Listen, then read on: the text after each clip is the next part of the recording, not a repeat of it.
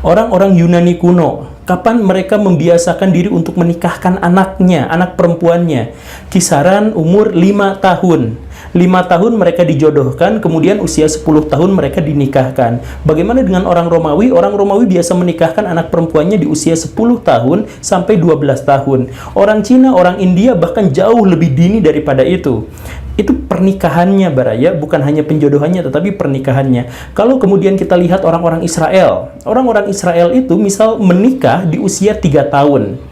Biasanya dijodohkan kemudian dinikahkan di usia 3 tahun, kemudian menjalin hubungan rumah tangga setelah umur 11 atau 12 tahun. Itu adalah tradisi di masa lampau. Bahkan kalau Baraya melihat tradisi-tradisi Nusantara di seluruh suku-suku bangsa di Indonesia yang ada, Baraya juga akan menemukan praktek yang sama, bahwa orang-orang di masa lampau memang menikah di usia sebelum 14 tahun.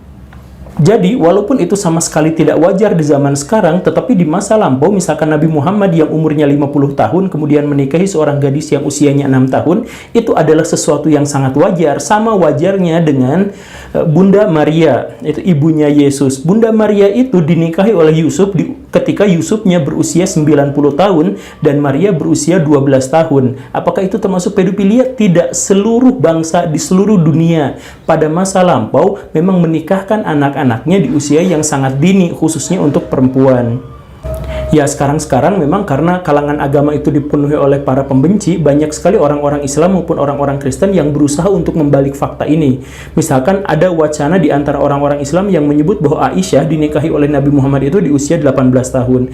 Atau misalkan Maria dinikahi oleh Yusuf juga di usia 20 tahunan. Banyak orang-orang yang mengatakan seperti itu.